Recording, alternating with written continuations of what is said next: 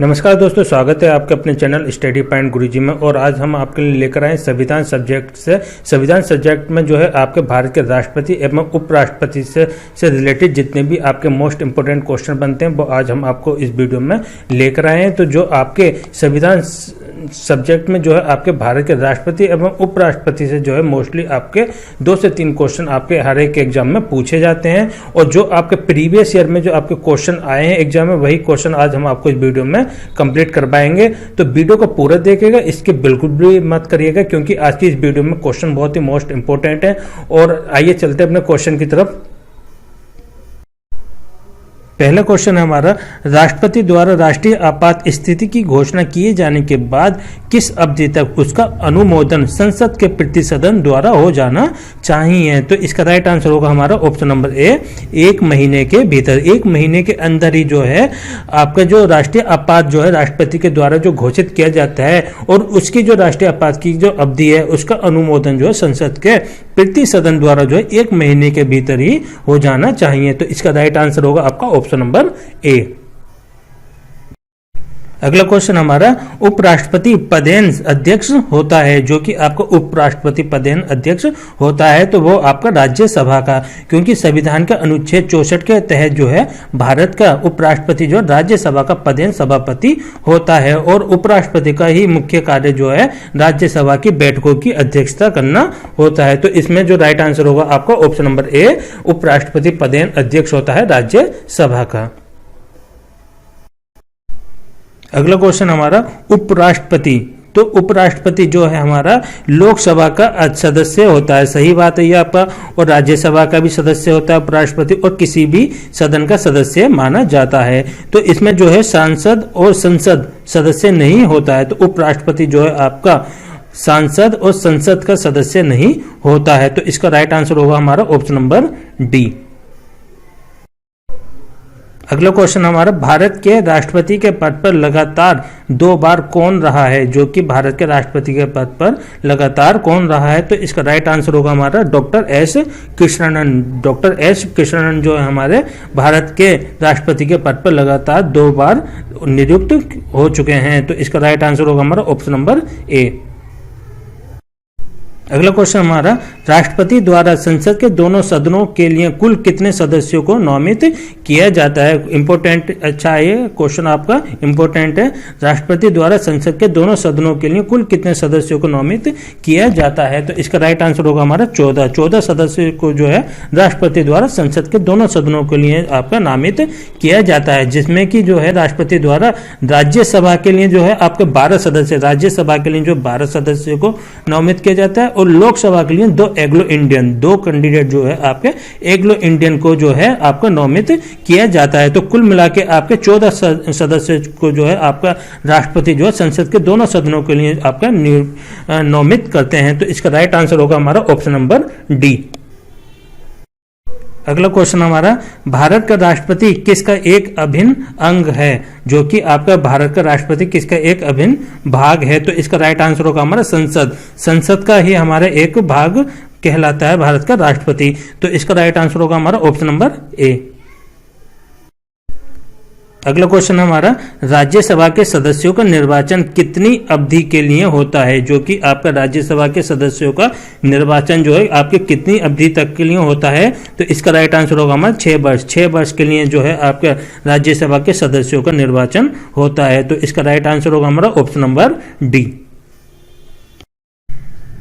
अगला क्वेश्चन हमारा, राज्यसभा के लिए राष्ट्रपति द्वारा कितने सदस्य नामित किए जाते हैं? ये क्वेश्चन अभी हमने आपको बताया था कि राज्यसभा के लिए 12 सदस्य किए जाते हैं और लोकसभा के लिए 2 सदस्य जो राष्ट्रपति नामित करता है। जो 2 सदस्य वो होते हैं आपके, वो कौन से होते हैं? आपका एग्लो इंडियन। 2 सदस्य जो है आपके एग्लो इंडियन होते हैं। तो राष्ट्रपति जो है लोकसभा के लिए 2 एग्लो इंडियन और राज्यसभा के लिए 12। तो इसका राइट आंसर होगा हमारा ऑप्शन नंबर बी, 12 सदस्य जो है राज्यसभा के लिए राष्ट्रपति द्वारा नामित किए जाते हैं। तो इसका राइट आंसर होगा हमारा ऑप्शन नंबर बी।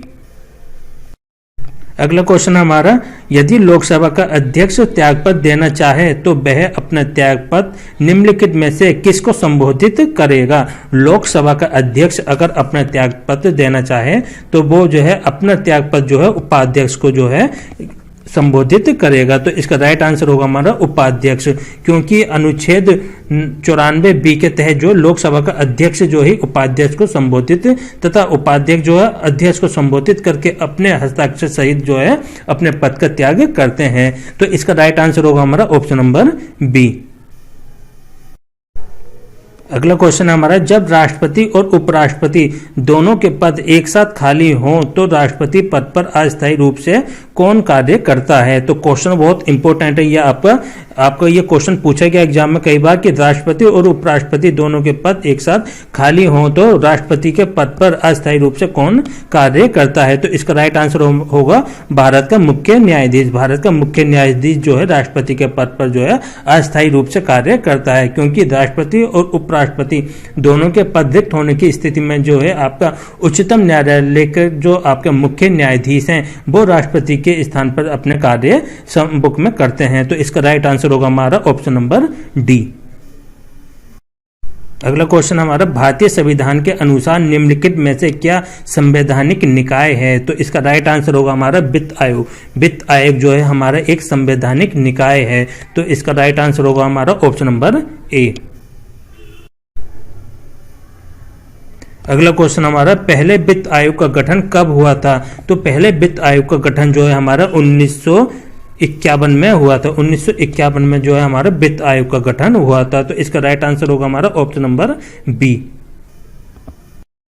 अगला क्वेश्चन हमारा, भारत के राष्ट्रपति द्वारा वित्त आयोग की नियुक्ति कितने वर्षों बाद की जाती है? तो इसका राइट आंसर होगा हमारा 5 वर्ष के बाद। 5 वर्ष के बाद जो है आपकी भारत के राष्ट्रपति द्वारा वित्त आयोग की नियुक्ति की जाती है। तो आपका जो भारत के वित्त आयोग का जो कार्यकाल है वो भी 5 वर्ष का ही होता है, और उसके कार्यकाल के बाद जो आपके 5 वर्ष के बाद जो भारत के राष्ट्रपति के द्वारा जो है हमारी वित्त आयोग की नियुक्ति की जाती है। तो इसका राइट आंसर होगा हमारा ऑप्शन नंबर बी।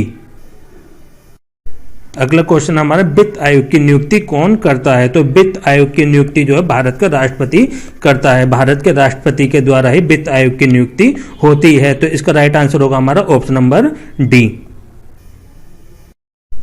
अगला क्वेश्चन है हमारा, केंद्र और राज्यों के बीच केंद्रीय संसाधनों के निर्णय पर परामर्श करने के लिए राष्ट्रपति द्वारा किस निकाय का गठन किया जाता है? तो इसका राइट आंसर होगा हमारा वित्त आयोग।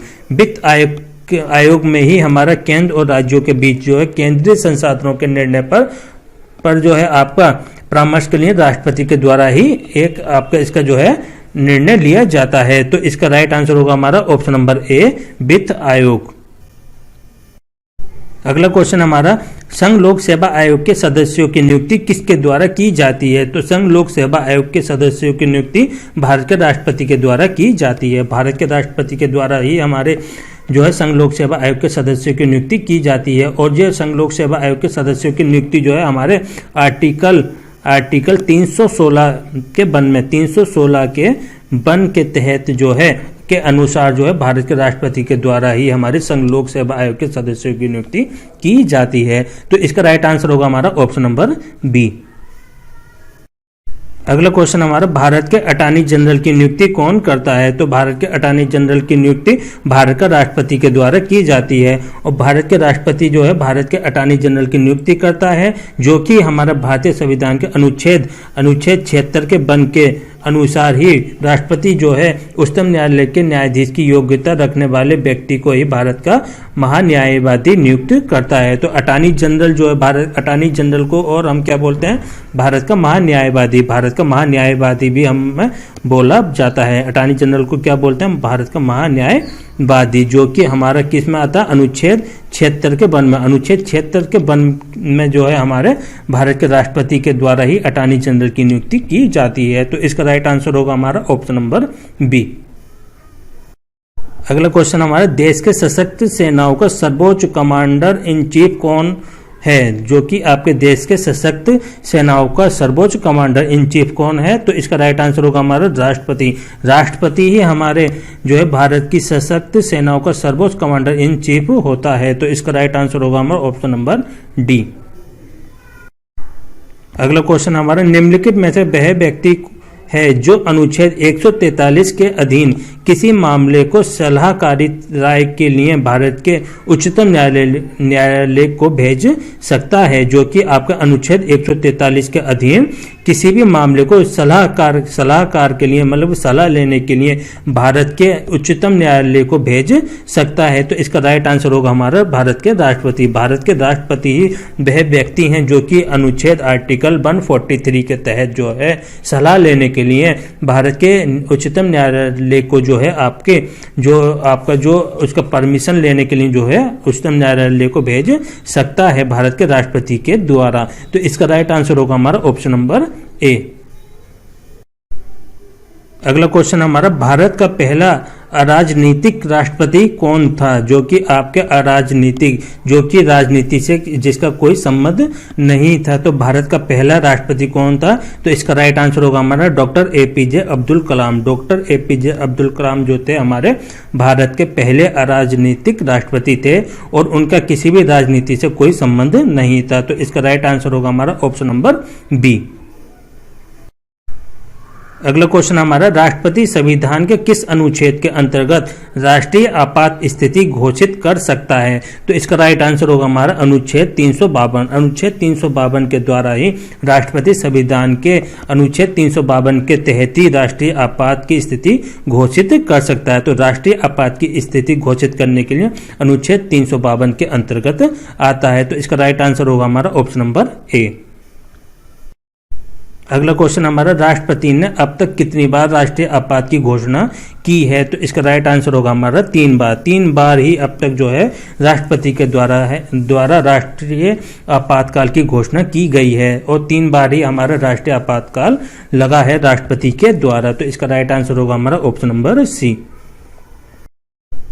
अगला क्वेश्चन हमारा, किस वर्ष में भारत के राष्ट्रपति ने आंतरिक अव्यवस्था के कारण आपात स्थिति लागू की थी? तो इसका राइट आंसर होगा हमारा 1975। 1975 में ही भारत के राष्ट्रपति ने जो है आंतरिक अव्यवस्था के कारण आपात स्थिति लागू की थी। तो इसका राइट आंसर होगा हमारा ऑप्शन नंबर डी। अगला क्वेश्चन हमारा, राष्ट्रपति अपना त्यागपत्र किसे प्रस्तुत करता है? तो राष्ट्रपति अपना त्यागपत्र जो है उपराष्ट्रपति, भारत के उपराष्ट्रपति को ही प्रस्तुत करता है। तो इसका राइट आंसर होगा हमारा ऑप्शन नंबर सी। अगला क्वेश्चन हमारा, निम्नलिखित में से कौन सी नियुक्ति भारत के राष्ट्रपति द्वारा नहीं की जाती है? तो इसमें देखिएगा आपके भारत का मुख्य न्यायाधीश की नियुक्ति जो है भारत के राष्ट्रपति के द्वारा की जाती है। वायुसेना के अध्यक्ष की नियुक्ति भी आपके भारत के राष्ट्रपति के द्वारा की जाती है और थल सेना के अध्यक्ष की भी नियुक्ति आपके वायुसेना के अध्यक्ष के द्वारा जो आपकी की जाती है। भारत के राष्ट्रपति के द्वारा ही आपकी भारत के मुख्य न्यायाधीश, वायुसेना अध्यक्ष, थल सेना अध्यक्ष तीनों की नियुक्ति जो भारत के राष्ट्रपति के द्वारा की जाती है। लोकसभा अध्यक्ष की जो नियुक्ति जो है भारत के राष्ट्रपति के द्वारा नहीं की जाती है। तो इसका राइट आंसर होगा हमारा ऑप्शन नंबर ए। अगला क्वेश्चन हमारा, भारत के राष्ट्रपति के चुनाव के लिए नागरिक को कितनी आयु पूरी कर लेनी चाहिए? तो इसका राइट आंसर होगा हमारा 35 वर्ष। 35 वर्ष की आयु पूरी होने के बाद ही भारत के राष्ट्रपति के चुनाव के लिए नागरिक पात्र कहलाता है। तो भारत के राष्ट्रपति चुनाव के लिए नागरिक को 35 वर्ष की आयु पूरी कर लेनी चाहिए। तो इसका राइट आंसर होगा हमारा ऑप्शन नंबर सी। अगला क्वेश्चन हमारा, भारत के राष्ट्रपति पर महाभियोग की विधि अपनाई गई है। मतलब भारत के राष्ट्रपति पर महाभियोग की विधि किस देश के द्वारा अपनाई गई है? तो इसका राइट आंसर होगा हमारा ऑप्शन नंबर ए, यूएसए से। यूएसए से जो है आपके भारत के राष्ट्रपति पर जो है महाभियोग की विधि अपनाई गई है। राष्ट्रपति पर जो महाभियोग की प्रक्रिया जो है वो आपके यूएसए के संविधान से लिया गया है और यूएसए के संविधान के द्वारा ही हमारे भारत के राष्ट्रपति पर महाभियोग की जो प्रक्रिया है वो अपनाई जाती है। तो आपका भारत पर राष्ट्रपति के पर जो है महाभियोग की विधि जो है यूएसए से ली गई है। तो इसका राइट आंसर होगा हमारा ऑप्शन नंबर ए। अगला क्वेश्चन हमारा, राष्ट्रपति के सेवानिवृत्त आयु क्या है? तो इसका राइट आंसर होगा हमारा कोई सीमा नहीं है। तो राष्ट्रपति के सेवानिवृत्त आयु की कोई सीमा नहीं है। तो इसका राइट आंसर होगा हमारा ऑप्शन नंबर डी।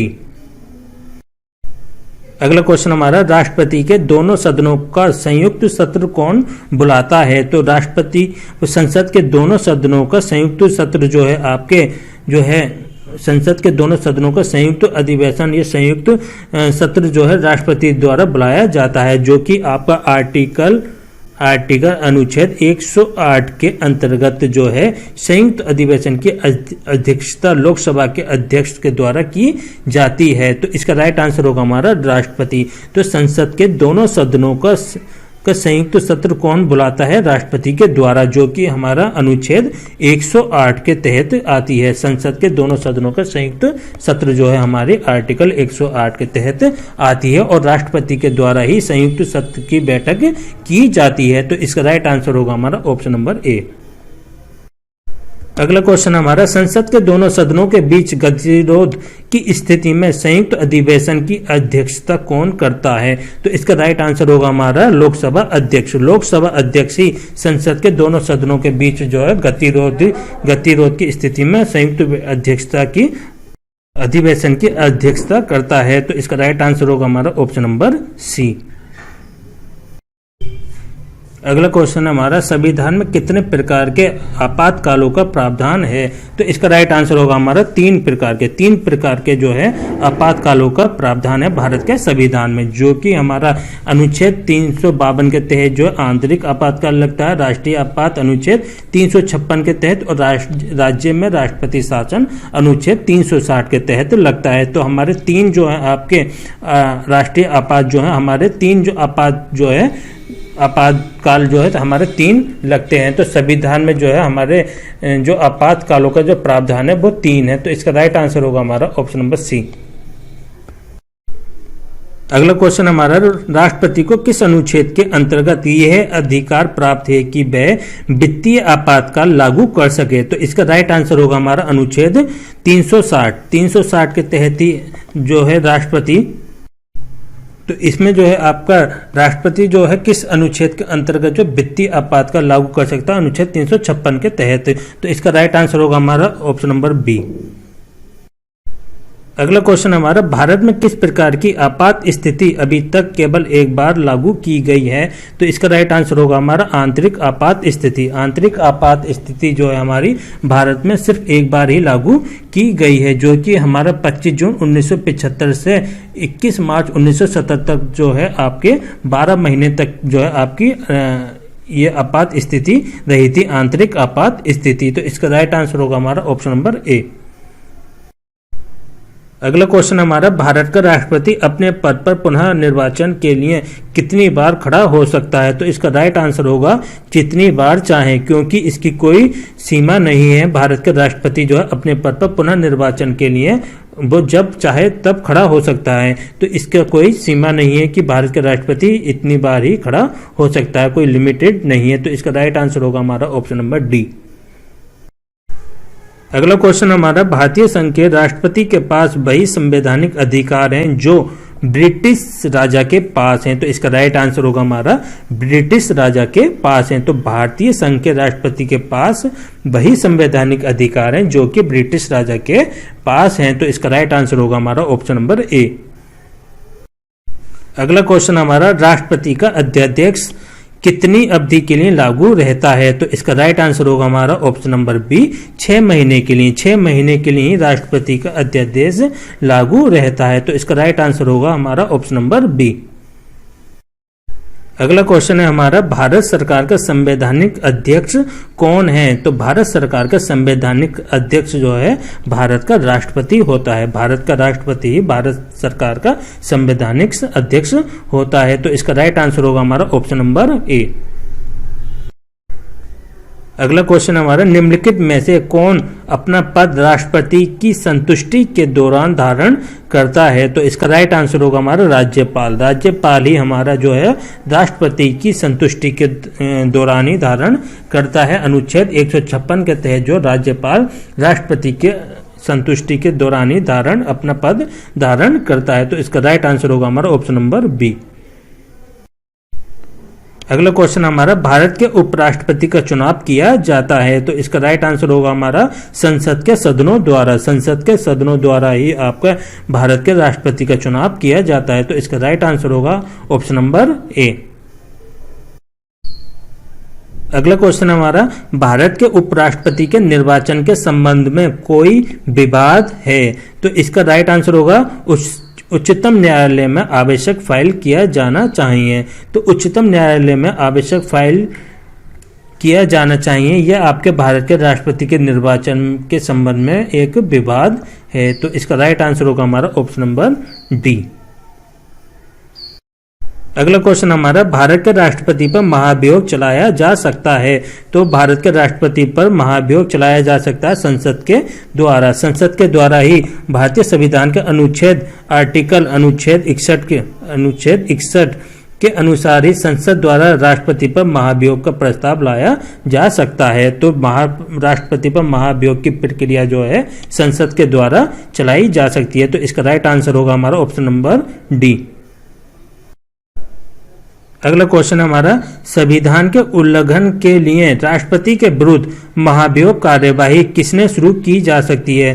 तो संविधान के उल्लंघन के लिए राष्ट्रपति के विरुद्ध जो है महाभियोग की कार्यवाही किसमें शुरू की जा सकती है? तो इसका राइट आंसर होगा संसद के किसी भी सदन में। संसद के किसी भी सदन में जो है राष्ट्रपति के विरुद्ध जो है महाभियोग की कार्यवाही शुरू की जा सकती है। तो इसका राइट आंसर होगा ऑप्शन नंबर सी। अगला क्वेश्चन हमारा, भारत के उपराष्ट्रपति पर महाभियोग किसके द्वारा चलाया जा सकता है? अब देखिएगा, इसमें उपराष्ट्रपति की बात की जा रही है और पहले क्वेश्चन में हमारे राष्ट्रपति की बात की जा रही थी। तो उपराष्ट्रपति पर महाभियोग की प्रक्रिया किसके द्वारा चलाई जा सकती है? तो इसका राइट आंसर होगा राज्यसभा के द्वारा। राज्यसभा के द्वारा ही भारत के उपराष्ट्रपति पर महाभियोग की प्रक्रिया चलाई जा सकती है और राज्यसभा का ही प्रधान सभापति उपराष्ट्रपति होता है। तो इसका राइट आंसर होगा ऑप्शन नंबर सी।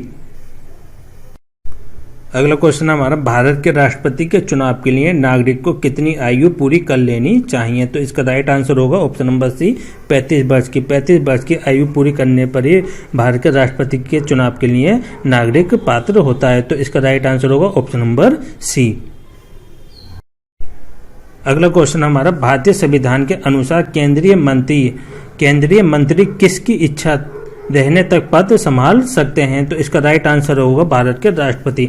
भारत के राष्ट्रपति या भारतीय संविधान के अनुच्छेद 75 के सेकंड के तहत जो केंद्रीय मंत्री जो है राष्ट्रपति के अनुसार जब तक राष्ट्रपति की संवैधानिक इच्छा है तब तक जो है केंद्रीय मंत्री पद पर बने रहेंगे। तो ये आपके भारतीय संविधान के अनुसार केंद्रीय मंत्री जो है राष्ट्रपति की इच्छा के अनुसार ही पद पर अपना पद संभाल सकते हैं। तो इसका राइट आंसर होगा आपका ऑप्शन नंबर ए।